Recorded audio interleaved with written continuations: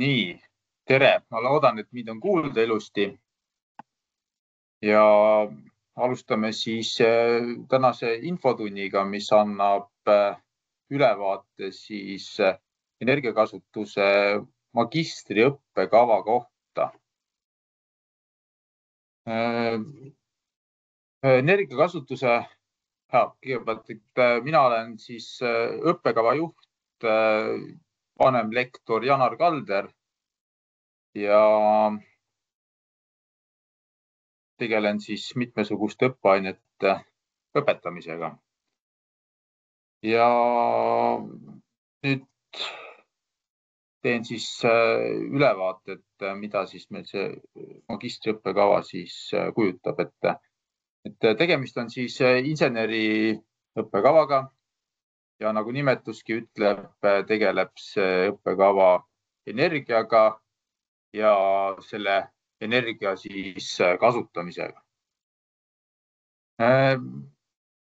Õppekava võib sisuliselt jagada nagu kaheks, et seal on kaks sellist väljundit või suunda, et on siis elektroenergeetika pool ja soojustehnika pool. Muidugi paljud on kasutanud ka võimalust mõlemat suunda läbi teha, ehk siis on tulevased osalemine tööturul, need vaated oluliselt mitmekesisemad. Aga õppekava ise on siis 120 ainepunkti. Sealt 30 ainepunkti moodustab magistritöö. Ja eesti keeles sessioonõppena. Ja sessioonõppena siis tähendab seda, et umbes iga 3 nädala tagant toimub neljapäevast pühapäevani siis õppetöö koha peal, see on siis kontaktõppena. Mõningatel juhtudel olenevalt siis, kuidas on õppejõud aine üles ehitanud, võib see ka olla mingisugust ka veebikanalit pidi. See on juba siis õppejõudude aine ülesehituse osa. Nüüd sessioonõpe siis tähendab seda, et suur osakaal on iseseisval õppel. Ainekavast või tähendab õppekavast endast siis, et 90 EAP-d siis on vaja läbida erinevaid õppeaineid.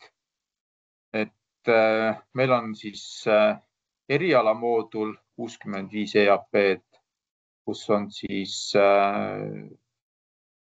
uurimistöö koostamise insenerieetikaga seonduvad õppeained. Ma panen selle pildi siia ette teile, siis on võib-olla ilusam vaadata.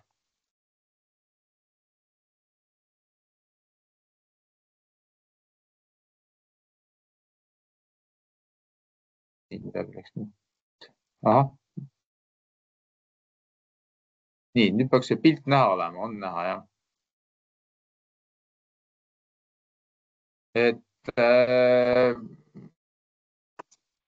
Et siis on õppeained siis uurimistöö insenerieetika alalt, siis on meil energeetika alammoodul, kus on selline üleüldine energeetikaga seonduv osa, et üleüldiselt energia salvestamine, praktika osa ja taastuvenergiaallikad.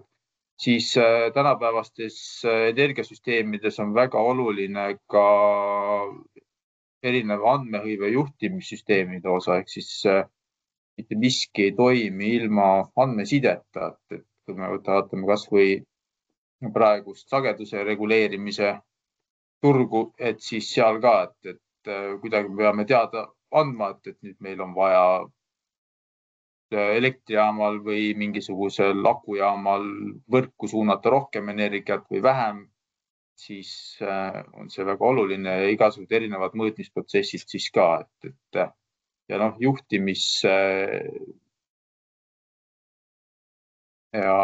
ja juhtimistarkvara erinevat moodi siis koostamine ja nendega seonduvate oluliste aspektide läbimine siis. See on automaatika oluline. Nüüd eriala valikainete moodul, siis millega ma juttu enam alustasin ka, et on elektroenergeetika, soojustehnika suund ehk elektroenergeetika suund siis võimaldab hilisemalt, kui teil olete oma hariduse siin omandanud, magistrikraadi kätte saanud, lähete siis tööle elektrienergia jaotamisega või juhtimisega, mis iganes seonduvasse ettevõttesse, siis 2 aasta möödumisel on teil võimalik taotleda siis elektriinseneri kutset tase 7. Muidugi siin on üks mööndus, mis on seotud just sellega, et mida te olete varasemalt õppinud, et kes on siis õppinud just ka elektri valdkonna õppekaval, see on siis bakalaureuse õppes, et siis seal oleneb sellest elektriala ainete läbimise mahust, et see peab olema 60 EAP-d.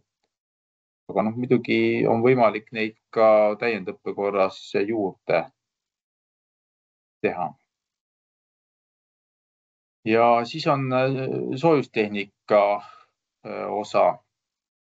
Ehk siis sealt on võimalik taotleda soojustehnika inseneri kutset, millest hiljem võib meile Mart Hovi siis ülevaate teha. Nii, nüüd vastuvõtu kohta, et poole sõnaga juba mainisin. Kui nüüd te olete lõpetanud, siin on oluline aspekt selle vastuvõtu katsel, et on test ja vestlus ja see vastuvõtu katse siis saab asendada eelmise õppeastme lõputöö või eksami hindega. Ja siin on teatud siis mööndused, et kui on lõpetatud Eesti Maaülikoolis siis biotehniliste süsteemide, tehnika, tehnoloogia või tehnotroonika õppekava või on mõnes teises Eesti kõrgkoolis tehnika tootmise ja tehnoloogia õppekava grupi õppekava siis lõpetatud. Ja miks on see oluline? Et on see, et bakalaureuse astmes õpitakse päris palju olulist elektrivaldkonna kohta ja sellest annab teile aimu siis vastuvõtukatsete teemad, mis on siin vastuvõtutingimustes ka välja toodud. Ehk siis vaadake kindlasti need üle, et kes siis peavad siis vastuvõtukatsel osalema, kes tahavad kandideerida meie energiakasutuse magistriõppekavale. Nii, nüüd millised on siis hilisemad väljavaated tööturul? Kuna energeetika on meil, paneb see nii-öelda jõud, mis paneb kõik asjad tööle ja samas elektrienergia siis ja soojusenergia on see, mida me vajame, et meil talvel ja muul sellisel jahedal perioodil soe oleks, siis selle eriala lõpetanutel tööturul probleeme ei teki. Ehk siis nende spetsialistidest on alati puudus. Seda ma võin kinnitada ka enda kursuse kaaslaste näitel, kunagi ma olen ise ka selle õppekava lõpetanud ja kõik siis töötavad hästi tasustatud töökohtadel. Ja kui mainisin elektriinseneri kutset, siis elektriinseneri kutse võimaldab teil hiljem siis olla elektritöödega vastutavaks isikuks ehk siis saate projekteerida ja ise kinnitada neid projekte, saate siis, kui nüüd tegelete näiteks auditeerimisega, saate siis auditeid koostada, elektriprojektide ekspertiisid, kõik oluline, mis siis on nii hoonete ehituse valdkonnas elektriprojektid ehk siis tarbija elektripaigaldised kui ka elektrivõrgud. Nii.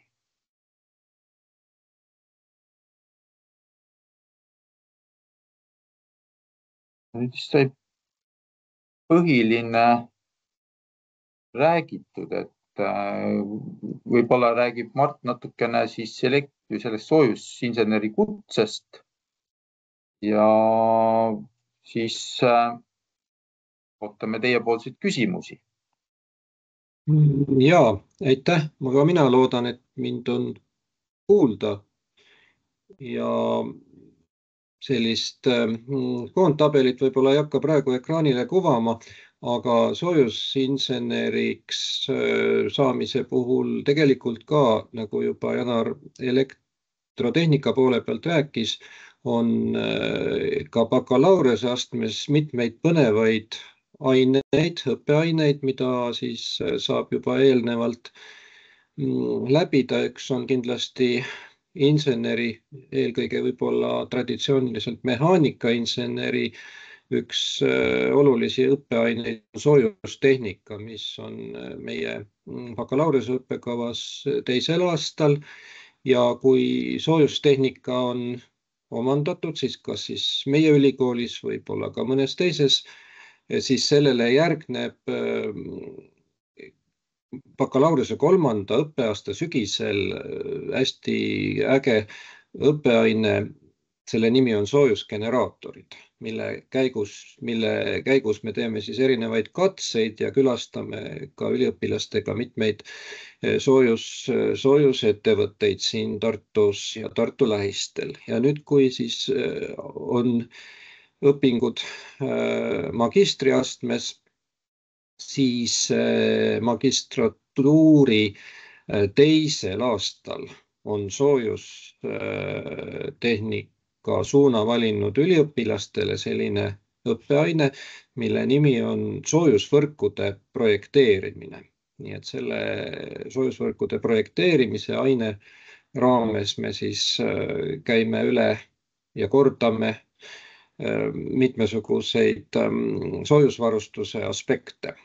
Et sellised õppeained on siis otseselt seotud, pluss siis soojuse suunamooduli sees on veel kindlasti selline õppeaine nagu soojuspumbad, et teatavasti siis on üks võimalus soojust saada kütuse ärapõletamise teel, aga soojuspumpadega võib seda soojust siis pumbata ka ümbritsevast keskkonnast ja saada võrreldes otseselt elektriga kütmisega võrreldes, et minul läks nüüd pilt ära, ma ei tea, kas mind on kuulda näha, võib-olla siin oli mingi ühenduse katkestus, aga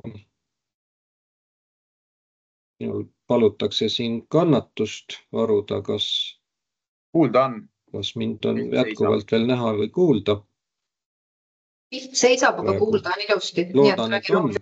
Ja mitmesugused õppeained veel, mis on seotud hoonete kütte ja ventilatsiooniga. Nii et vahepeal oli minul sidekatkestus, aga ma loodan, et teil seda ei olnud.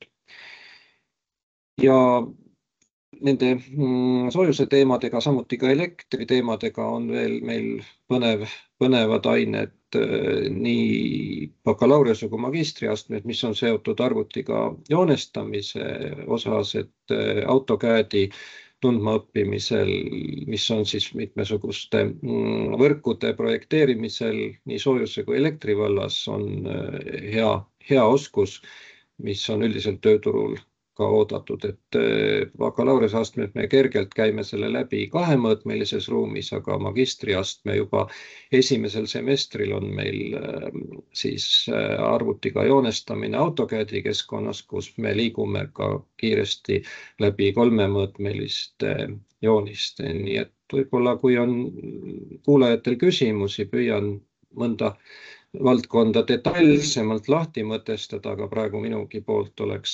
sissejuhatus peetud. Aitäh!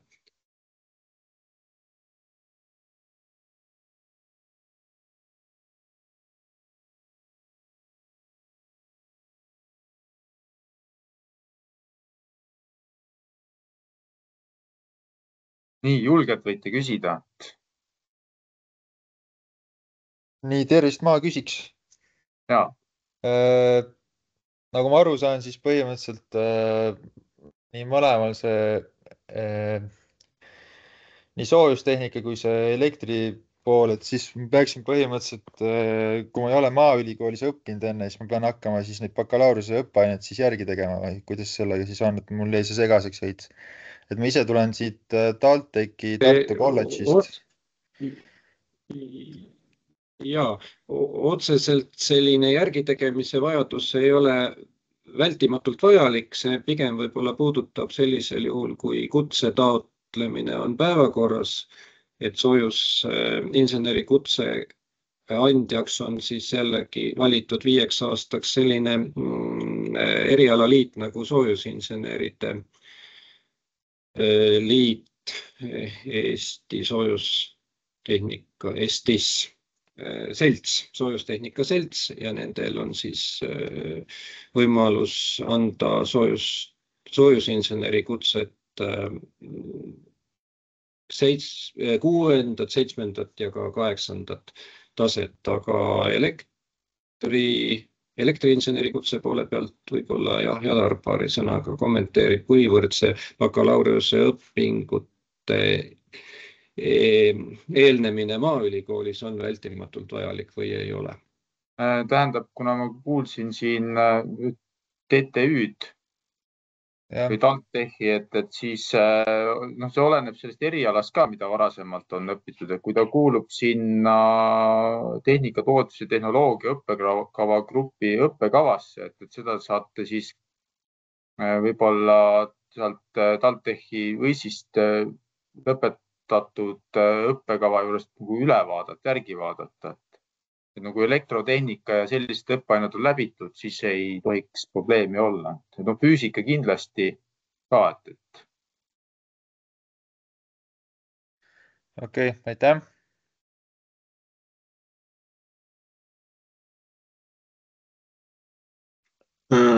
Mul on ka küsimus, et juhul, kui ongi selline olukord, kui tulla täiesti teisest maailmast õppekavast, et ongi see nagu idee olnud, et nagu selline karjääri nagu muudatus, et tullagi reaalselt õppima energeetika alla hoopis ja eelnev taust on täiesti nagu teistsugune.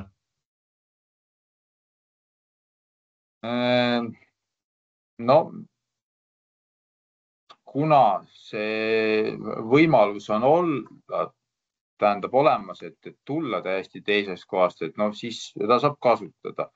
Aga siin peabki nüüd siis mõtlema sellele, et toimub see vastuvõtukatse, test ja vestlus siis. Ja sealt siis kogutud punktide alusel see vastuvõtt toimub, et selleks siis, et see vastuvõtukatse oleks edukas, et siis peaks olema tutvunud nende teemadega, mis ma siin ekraani peal ka näitasin, et vastuvõtukatse teemad, et siit sellest temaatikast test on siis kokku pandud. Ja vestluse käigus siis selgub ka, et see motivatsioon ja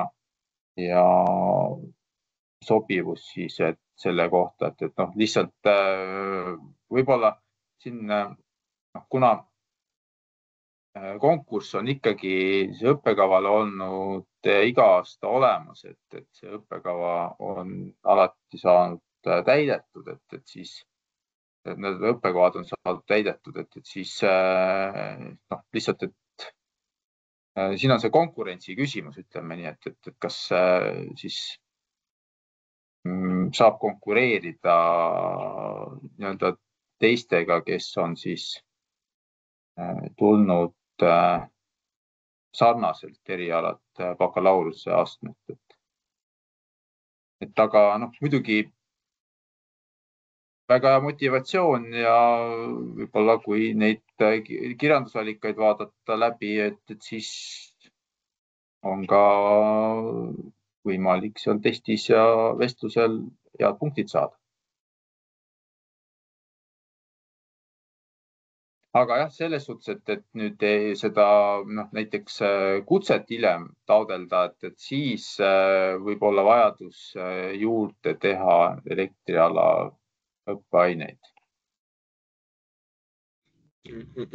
Aitäh. Mul on üks küsimus. Nimelt, kui õppekava on täidetud, eks ju, kool on läbi, siis mingi aeg saab taodelda seda tase 7, eks ole. Ja. Aga mul oli siukene küsimus siis sellega seoses, et kui mul on mingi tööstaaž juba olemas ja mul on omandatud ka juba A-pädevus ja olen C-isik, et kas siis nagu see tuleb automaatselt kuidagi see tase 7 mulle või siis ma pean veel seda kuidagi taotlema?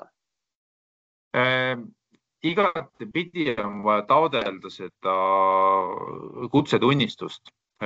Pädevuste see süsteem kaob nüüd ära, et sellel aastal antakse viimased pädevused välja ja edaspidi siis väljastatakse ainult kutsetunnistusi ja sellega tegeleb Elektroenergeetika Selts. Selles juhatuses olen ka mina esindatud ja nüüd kui pädevused üle minna sellele kutsetunnistusele, siis siin on mööndus on see, et seda kutseeksamit, mis siis on normitundmise eksam, et selle saab üle kanda.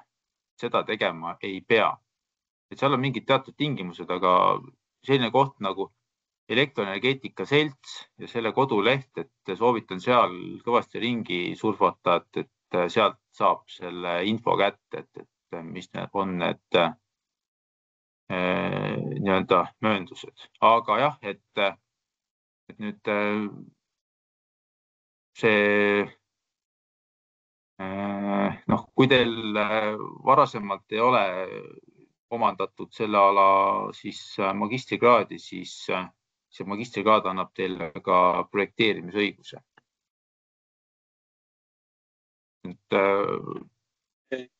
See nüanss peaks siin olemas olema.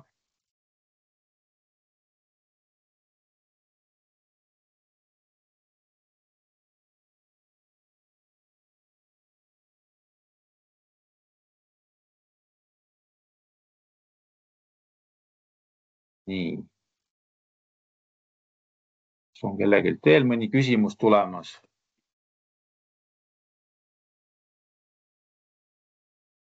Ja ma küsiks ka veel, et kuidas või kas siis seal sai siis peab kuidagi, siis antakse mulle teada, et kas minu nii-öelda siis TalTechi need õpitud ained siis ühilduvad siis selle siis nendega, mis Maaülikoolis on, et kas nagu sobivad need nagu siis just selle elektri poole pealt näiteks need ained või kus ma selle nagu vastuse saan, et okei, need ained, mis sa läbisid seal Tallinna Tehnikaülikoolis, et need sobivad siis Maaülikooli omadega ka või lähevad kokku? No selles suhtes, et kui ma küsiksin otse teilt, kas te olete näiteks elektrotehnika ainet saanud varasemalt? No meil oli siukene nagu elektroonika, mehhatroonika, jah.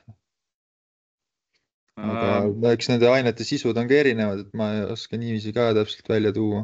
No selles suhtes küll, et ma usun, et seal kindlasti on käsitletud neid teemasid, mis siin on, aga selles suhtes, et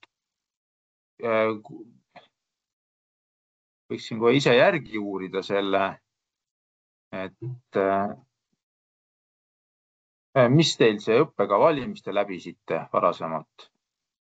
Tartu TalTechi kolledžis siis rakendusinfotehnoloogia ja arukad süsteemid.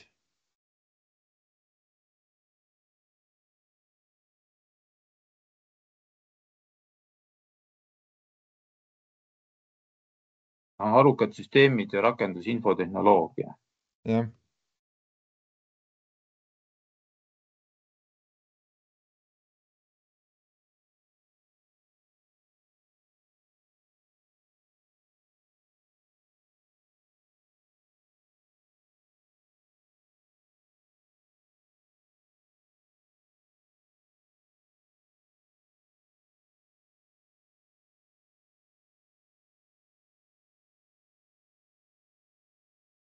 No siin jah, tegemist on õppekava grupp on teine, et siin on tehnika tootmise ja tehnoloogia õppekava grupp, aga see õppekava on olnud informaatika infotehnoloogia õppekava grupp ja seda tingimust siis ei täida, et siis on ikkagi vajadus selle vastuvõtu katse järgi. Okay.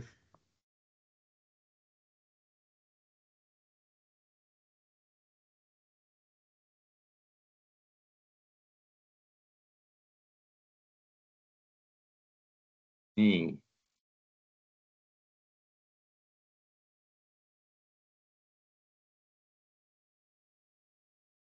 Okei, aga kui küsimusi rohkem ei ole, et siis me võime infotunni lugeda edukalt lõppenuks ja ma loodan, et te saite vajalikku infot. No, kui kellelgi muidugi hiljem tekib küsimusi, siis julgelt võib kirjutada mulle, et siis ma vastan. Et nime järgi guugeldades leiate kontaktid ja siis juba on võimalik siis täpsemaid vastuseid ka anda küsimustele veel. Nii, aga minu poolt on siis aitäh. Ma veel küsiks ühe küsimuse, kui saab siia lõppu veel. Et põhimõtteliselt, kui see TalTechi see eriala, millest just oli jutt, et siis on mul pärast hiljem vist raskem seda taset ka siis taotleda, sest et mul ei ole nagu neid juba bakalaureuse omandatud neid aineid. Ma usun, et kindlasti tekib mingisugune võimalus täiendõppe kaudu need puuduolevad EAP koguda, et juba see õppekava, energiakasutuse õppekava, et siin on päris palju neid aineid, siis, mis on seotud elektroenergeetikaga ja kui nüüd mõningad asjad veel juurde teha, siis kindlasti on võimalik. Et selles suhtes, et kunagi ei tasu lootust nagu nurka visata, et alati on võimalus see kutsetunnistus ka omandada mingit moodi.